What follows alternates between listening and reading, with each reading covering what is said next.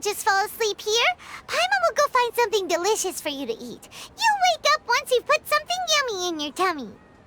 Of course, just wait here for Paimon.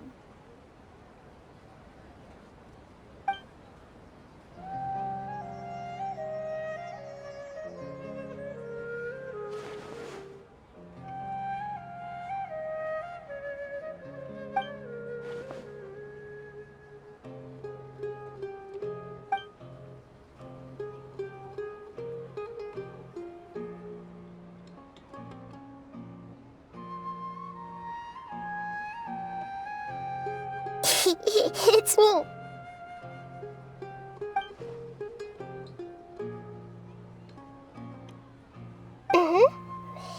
You may blame me for being a bit too self-indulgent. I was thinking about talking with you, and the next thing I knew, I had made a connection with you. The connection between us is amazing. It's like flora and the fence it grows upon.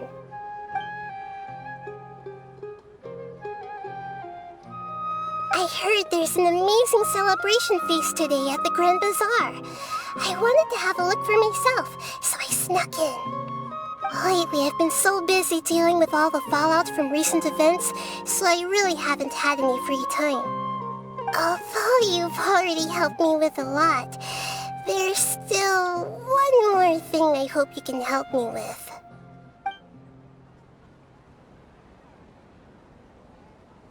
Please say thank you to everyone for me.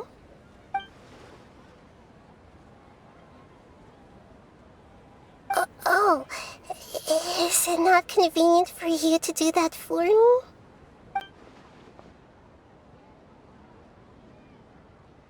But if I just show up all of a sudden, people will become all quiet and stiff, won't they? What if I end up scaring them and ruining this wonderful feast? That'd be the last thing I want.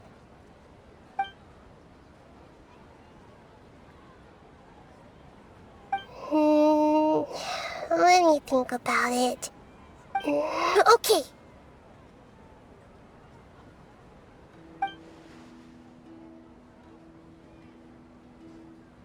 Yes, I have.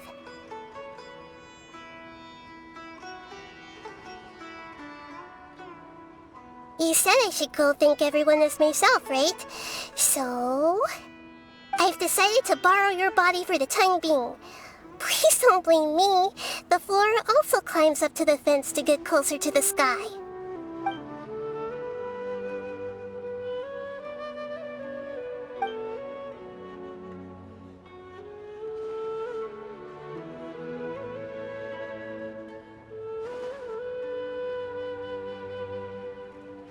Everyone! Are you awake now? Paimon was just about to bring you the food. It's me. Huh? That voice. Nahida? Hold up. What's going on? I didn't expect to have a conversation with the consciousness of Lesser Lord Kusanali in the Grand Bazaar. Interesting. Is this also a part of the feast? No, of course not. Are you... Lesser Lord Kusanali? Hello, Nilu. You know who I am? Yes, I already know every one of you. Nilu, Alhaitham, Sino, Dia, Paimon, and Dunyarzad.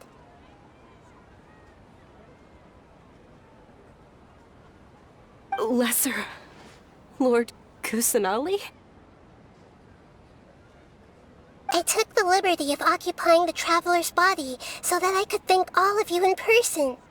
Thank you so much for rescuing me, even if that meant placing your own safety in peril and taking the risk of becoming enemies with the academia, the sages, the doctor, the balladeer, and even the entirety of Sumeru. Without you, without any of you, I would have been in a much more difficult situation. Had you not helped me to resolve the crisis, not only I, but Sumeru and even the entirety of Teyvat would have suffered great misfortune. People refer to you as the heroes who managed to rescue a god. I'm quite fond of this name. It not only explains your identities, but also bears witness to your relationship with me. Please, allow me to present to you my most sincere gratitude. Lesser Lord Kusanali, you have done so much for Sumeru, and I didn't even have a chance to do anything for you. You don't have to do this. Dinyarzad, the suffering you endured during your illness is also proof of you being with me and praying for me. Thank you. You don't need to be so ceremonious. It's always been my duty to protect you. This is how the relationship between the Academia and Dendro Archon should be. We just did what was necessary and set things back on the right path. You're an Archon, but you act so humble. You really don't need to be so polite with us. I'm honored to have been able to take part in this plan. I hoped you liked the dance I dedicated to you. Thank you, all of you. Thank you so much.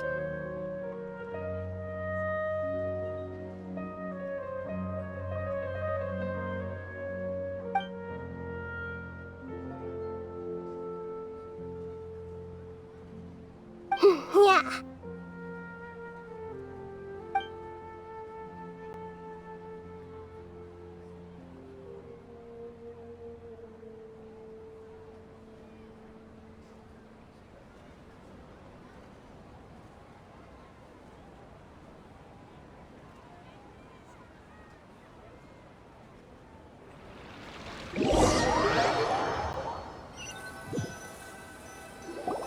Are you awake? Did you rest well? After Nahida left, you ate a lot of food. You've become a glutton. That just means you still have a lot to learn from Master Paimon, the Sage of Gluttony! Alright, since you're awake now, should we go and have a chat with Nahida? She should be in the Academia right about now. If you have any questions, now's your chance to ask.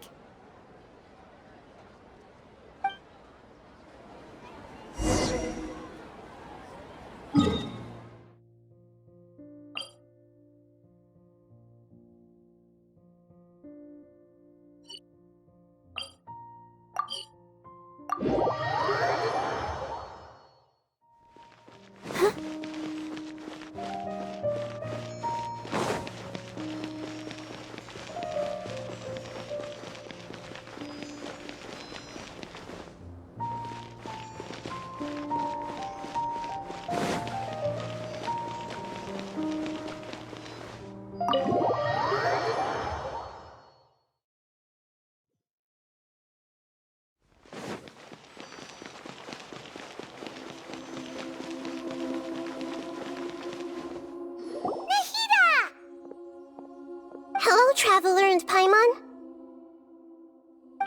What a fantastic night. I'm still immersed in all the happiness and joy, like a candle floating on water. So are we, and that's why we're here to talk with you. Is there anything you want to know?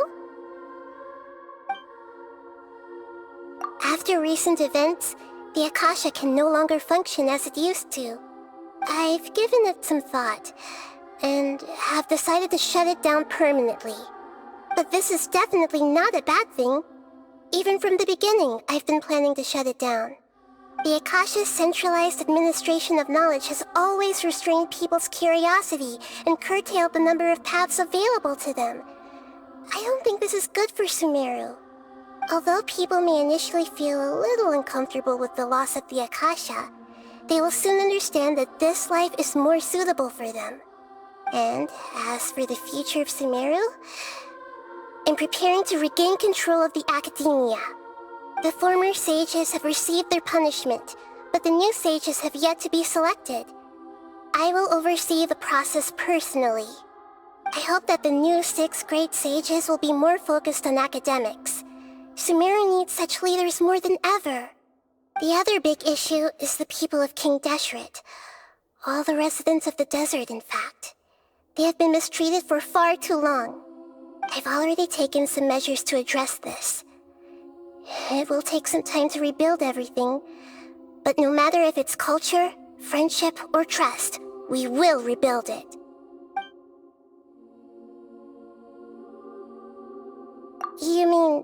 What happened after the doctor put you to sleep? Not exactly. The top-ranked Fatui Harbingers, up to number 3, possess power comparable to that of gods. I was no match for him in that kind of situation. However, in spite of the bad situation, I still managed to make a fair deal with the doctor. I'm sure you remember the entity that changed your fate, the Heavenly Principles. In fact, the Heavenly Principles has been quiet since the Khaenri'ah disaster 500 years ago. I used this point as leverage against the doctor. I told him that the Heavenly Principles may be awakened if I destroy the Gnosis. Although it was just a bluff, he still fell for it. I assumed that the Heavenly Principles wouldn't just stand by and let such extensive damage to its laws take place. And as for what I exchanged for the Gnosis, the exchange served as both punishment for the doctor as well as a boon of new knowledge that I couldn't refuse as the God of Wisdom. He's still in a coma. I've hidden him like how one would hide a feather. I know you have many misgivings about him, but as someone who had become a god, he has retained a number of very useful features. Don't worry, I'll keep an eye on him and make sure he doesn't do any evil. In addition, there are still some mysteries left in him. Some things may be very clear from my perspective, but he is still yet to understand them himself. His future will be determined by fate. Is that where you're headed next? Fontaine, the Nation of Justice? As far as I know, that nation operates in a judicial system. Does their Archon personally judge people? No, there's a Chief Justice in Fontaine. Generally speaking, the Hydra Archon, Focalors, won't preside over individual trials. However, even then, Focalors will still make herself present at just about every trial. It seems that she just likes to immerse herself in that sort of atmosphere. As Archon, she still reserves the right to influence the final verdict. Anyway, let's just say she's got, a very unique personality.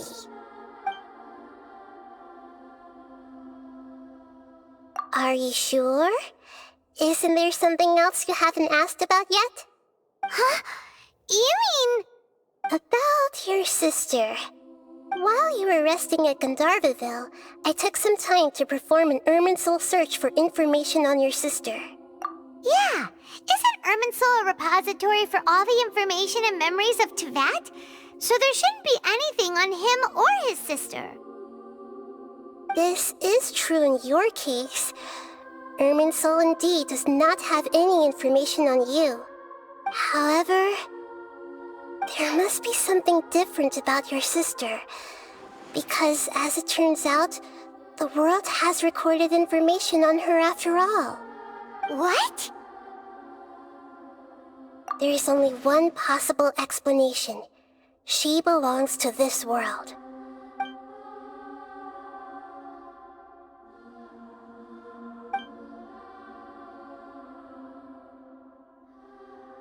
But nothing about this makes any sense! Wasn't this your first trip to Teyvat? According to the records I was able to access, your sibling suddenly appeared in Khaenri'ah. After the Khaenri'ah disaster, she began her journey through the 7 nations of Teyvat.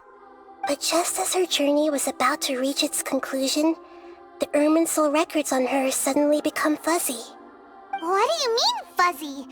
Did something happen to her?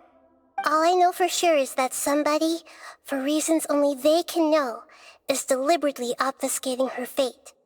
And whoever it is, if they can do that, who knows what else they're capable of. But even that wouldn't explain how she somehow comes from this world. Something else I noticed was that according to these records, the Fatui have not classified your sibling as one of the Descenders. What's a Descender? Paimon's never heard of it. Look, I'm sure you must be curious about the information I received from the Fatui in return for my gnosis, right? A very important part of the intel was about this world's descenders. External beings, ones that don't belong to this world.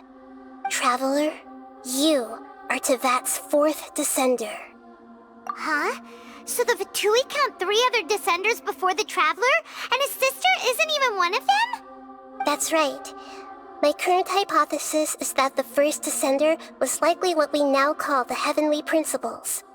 As for the other descenders, I still need to verify their existence. It could take me some time. Paimon's head's about to burst from all this crazy new information. And yet, even knowing all this, I'm sure you must still have a lot of unanswered questions. I must say, I truly regret that I can't help you more as the God of Wisdom. There are many questions in my heart as well. I will need some time to go through each one of them. And soon, you'll also begin your journey anew and depart from Sumeru. I'm very interested in your future. It's a journey that can't be observed or recorded by this world. If fate is the ultimate knowledge, then your future will be the ultimate fate.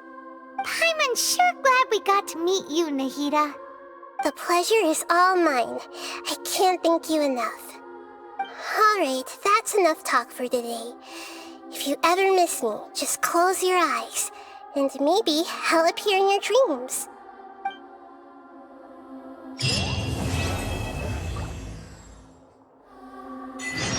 You must have a whole bunch of questions after our last conversation with Nahida. Paimon was ready to ask her a million more questions, but didn't want to seem too pushy. Like, about these descenders. So, does that just mean people like you who come traveling to Teyvat from someplace else? And as for your sister... Whew, so many questions. Let's go find Nahida and see what else we can find out.